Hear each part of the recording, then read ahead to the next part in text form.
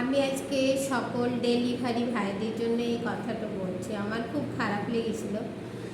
আমি মানে এটা ইউটিউব বানাবার জন্য বলছি না, যেটা বাস্তবে ঘটছে, যেটা আমার সাথেও ঘটেছে আমি সেটাকেই বলছি। আপনারা প্লিজ স্কিপ না করে পুরো ভিডিওটা দেখবেন বা শুনবেন। কাল আমি ছোটোখাটো একটা বিজনেস করি, কাপড়ের বিজনেস। তো একজন আমাদের ফ্ল্যাটেরই একজন বললো যে ফোন করে বললো, বেহেনজি আপনার কাছে শাড়ি নিতে চাই দুটো, তো আপনি যদি অল্প পাঠান দিতেন তো আমার খুব ভালো হতো। তা আমি বললাম ঠিক আছে, কিছু ব্যাপার না, আমি আমার ছেলেকে ছেলেকে শাড়ি দিয়ে ভেজে দিচ্ছি আপনার বাড়িতে। তো আমার ছেলে ঘরে নর্মাল যেমন ড্রেস পরেছিল, আমি বললাম যে যা তো বাবা, অল্প শাড়িটা নিয়ে পরে যা দিয়ে।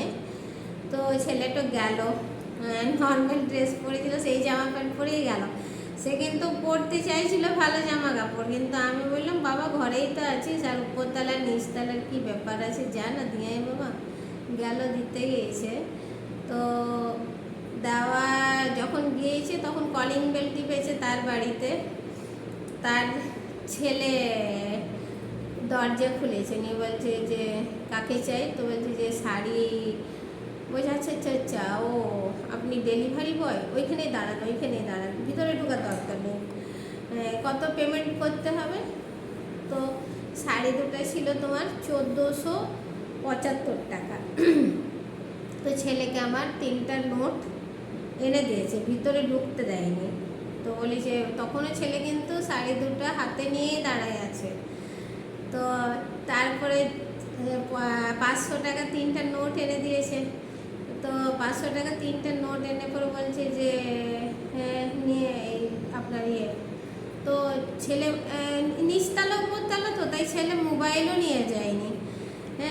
তো তারপরে বলছে যে আপনার ক্যাশ অন ডেলিভারি ছিল না।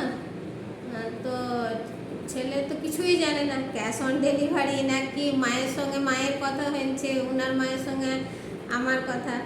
তো ছেলে বলছে আমি কিছু জানি না। ছেলেকে বলেছে কত, মাম্মি বলেছে যে 1475 টাকা।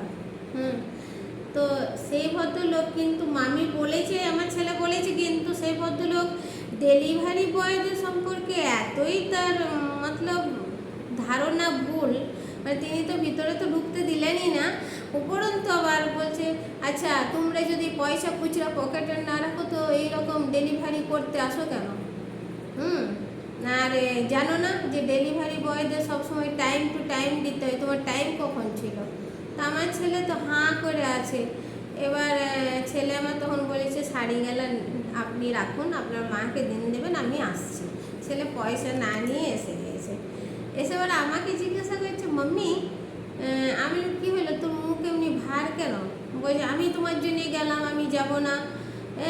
তো আমি কী হয়েছে, কে কী বলেছে বল তোকে? বলছে আচ্ছা ডেলিভারি বয়রা কি মানুষ হয় না?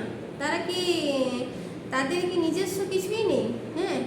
আচ্ছা আমি যদি কখনো অনেক বড় আদমি হই না, তো এই সবার আগে ডেলিভারি বয়দের জন্য কিছু না কিছু করবো। তা আমি বললাম এই এত কোশ্চেন আসছে কোথা থেকে? বলছি মামি কোনো ম্যানার্সই নেই, বাইরে দুয়ার থেকে আমাকে বলছে যে এখানেই দাঁড়াও। আমি কি ভিতরে গিয়ে কি ওর কি চুরি করতে এসেছি না কি করছে? ডেলিভারি বয় মানে কি ভিতরে ঢুকে চুরি করতে আসছে?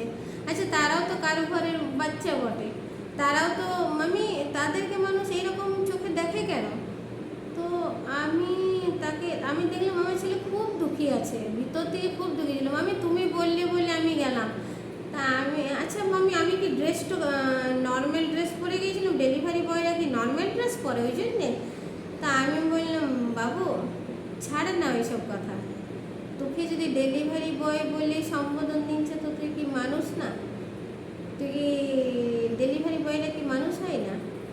না তারা কি পৃথিবীতে কোনো কারো মায়ের কোল থেকে জন্ম নেয় না? তারা কি গাছের পেড়ে ফলছে? তো তার যা মনুষ্যত্ব সে করেছে না, তার সোচ আলাদা। তো তুই কেন নিজেকে এত দুঃখী মনে করছিস? না আমি জিন্দেগিতে যদি কখনো মানুষ হই, এই ডেলিভারি বয় এই জিনিসটা আমার ভালো লাগে না। তো আমিও সাধারণ সব মানুষের কাছে একটাই রিকোয়েস্ট করছি, ভাই তাদেরকে না আপনারা সম্মান দেবেন। আমাদের বাড়িতে যদি কেউ আসে, যে ডেলিভারি বয়ই আসুক, হ্যাঁ, তারাও কিন্তু কারোর মা, ভাই, কারোর সন্তান, কারোর স্বামী, কারোর দাদা, সব মানে তাদেরও নিজেদের ফ্যামিলি আছে, তারা কিন্তু আজকে পেটের জ্বালাতেই এইসব করে। তাদেরকে এত নিচু করে দেখার কোনো মানে আমাদের কিন্তু দেয়নি, স্বাধীনতা আমাদের নেই। তাদের যেমন বাচ্চার স্বাধীনতা আছে, আমাদেরও আছে। আমাদের যেমন নিজস্ব জীবন আছে, তাদেরও আছে। প্লিজ প্লিজ, আমিও এই আপনাদের সবার কাছে রিকোয়েস্ট করছি, ডেলিভারি বয়টিকে এরকমভাবে করবেন না, এরকম হেনস্থা করবেন না, প্লিজ।